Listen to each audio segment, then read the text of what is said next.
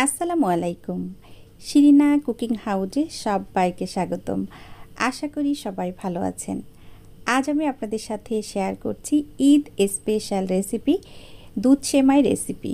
আর এই রেসিপিটা দেখে দেখে আমরা বড় হয়েছি। প্রত্যেকটা পরিবারেই ঈদের দিন এই রেসিপিটা তৈরি হয়।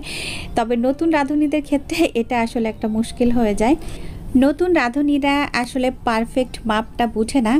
আজকের রেসিপিটা নতুনদের জন্য, যারা রেসিপিটা পারেন তারা ইগনোর করবেন। তো মূল রেসিপিতে যাওয়া যাক। প্রথমে আমি এখানে সেমাই নিয়ে নিয়েছি, আর এটা হচ্ছে কুলসান সেমাই। এই সেমাইটা কিন্তু ভাজাই থাকে, এটা ভাজার আসলে তেমন কোনো প্রয়োজন নাই। দেখতে পাচ্ছেন এটা একদমই ভাজা, কিন্তু তারপরও যেটা হয় আমি রান্না করার সময় একটু সেমাইটা ভেজে নেই। তো কুলছান সেমাইটা আমি নিয়েছি, এখন হচ্ছে সেমাইটাকে একটু ছোট ছোট করে ভেঙে নিচ্ছি। আর এই যে 1 কাপ পরিমাণ সেমাই নিয়ে নিচ্ছি। এখন চলে আসলাম সেমাইটাকে একটু ভেজে নেওয়ার জন্য। প্যান বসিয়ে দিয়েছি। প্যানটা যখন গরম হয়ে গিয়েছে তখন আমি দিয়ে দিয়েছি এখানে 1 চা চামচ পরিমাণ ঘি। আর এই পর্যায়ে আপনারা তেলও দিতে পারেন। এখন ঘিটা একটু গরম হওয়া পর্যন্ত অপেক্ষা করছি। যখন গরম হয়ে গিয়েছে তখন আমি একটু ভেজে নিচ্ছি। আর এইভাবে যদি ভেজে রান্না করা হয় সেই সেমাইয়ের কিন্তু স্মেলটা অন্যরকম আসে। আর যতই সেমাই ভাজা থাক তারপরেও কিন্তু আপনারা রান্না করার সময় একটু ভেজে নেবেন। তো এটা কালো করে ফেলা যাবে না, জাস্ট একটু ভাজতে হবে। তো এরই মধ্যে কিন্তু সেমাইটা আমার ভাজা হয়ে গিয়েছে। এখন হচ্ছে আমি সেমাইটা রান্না করতে চলে যাচ্ছি। এখন চলে আসলাম সেমাইটা রান্না করার জন্য। প্রথমেই একটা কড়াই বসিয়ে দিয়েছি চুলায়। যখন গরম হয়ে গেছে তখন আমি সামান্য পরিমাণ ঘি দিয়ে দিচ্ছি। এই খুবই কম পরিমাণে ঘি দিয়েছি। এখন হচ্ছে আমি একটু এখানে বাদাম এবং কিশমিশগুলোকে একটু ভেজে নিব। এটা আসলে প্রথমেই করতে পারতাম, তো প্রথমে করি নাই। যাই হোক, এখন একটু ভেজে নিচ্ছি, বেশি না, সামান্য পরিমাণে একটু ভেজে নিব।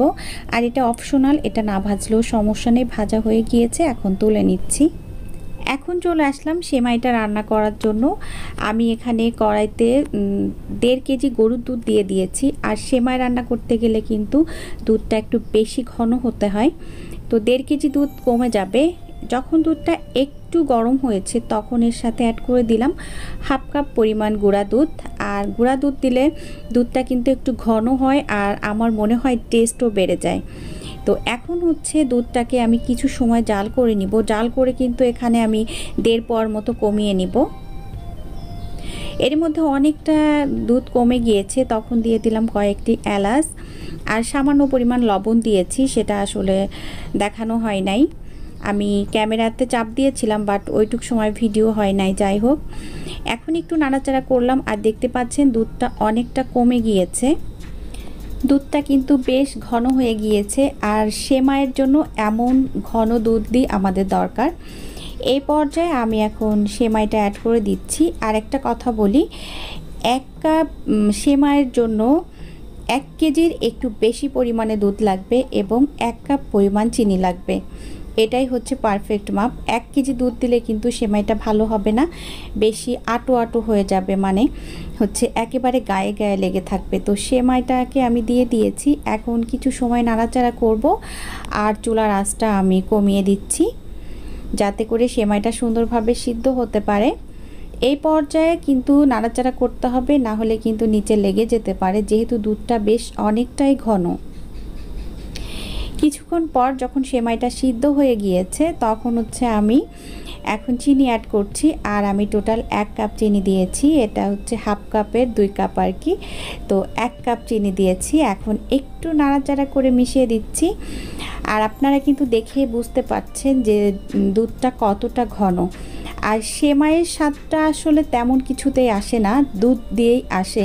যদি দুধটা বেশি ঘন হয় তাহলে সেই সেমাইটা কিন্তু খেতেও অনেক মজা হয়। তো এখন আমি আস্তে আস্তে নাড়াচাড়া করব, আর আমি এইভাবে আর একটু কমিয়ে নিতে চাচ্ছি। এভাবে দেখা যাচ্ছে যে একেবারেই পানি পানি রয়ে গেছে, তো একটু কমিয়ে নিব আর কি। যখন আরও কিছুটা কমে গিয়েছে দেখতে পাচ্ছেন, তখন হচ্ছে আমি সেই বাদাম আর কিশমিশগুলো দিয়ে দিচ্ছি। আর আমি পুরোটা দেইনি, জাস্ট একটু সাজানোর জন্য রেখে দিয়েছি। আর বাকিগুলা দিয়ে দিয়েছি। এখন হচ্ছে একটু নাড়াচাড়া করব। আর এই পর্যায়ে আপনারা রেখে দিতে পারেন, এটা কিন্তু একদম পারফেক্ট হয়ে গেছে, চুলাটা অফ করে দিতে পারেন। তো এই সেমাইয়ের মধ্যে আমি একটা রাজকীয় ভাব আনার জন্য লাস্ট পর্যায়ে আমি হচ্ছে 1 চা চামচ ঘি অ্যাড করছি। এই 1 চা চামচ ঘি অ্যাড করে দিলাম লাস্ট পর্যায়ে এসে। এটা কমপ্লিট হয়ে গিয়েছে। আর এই সেমাইটা যে এতটাই মজার হয়েছিল, মানে আপনাদেরকে আমি বলে বোঝাতে পারবো না। যে সেমাইটা খেয়েছে সবাই প্রশংসা করেছে, এতটাই মজার হয়েছিল। তো সেমাইটা কিন্তু অলমোস্ট হয়ে গিয়েছে, আমি চুলাটা অফ করে দিয়েছি। তারপর আমি সার্ভ করে উপরে বাদাম দিয়ে সাজিয়ে নিব। তো দেখতে পাচ্ছেন এই যে ঠান্ডা হয়ে যাওয়ার পর এটা যে এমন টেক্সচার এসেছে। তো এতক্ষণ সাথে থাকার জন্য সবাইকে অসংখ্য অসংখ্য ধন্যবাদ। সবাই ভালো থাকবেন, আমার জন্য দোয়া করবেন। আগামী রেসিপি দেখার আমন্ত্রণ জানিয়ে বিদায় নিচ্ছি। আল্লাহ হাফিজ, আসসালামু আলাইকুম।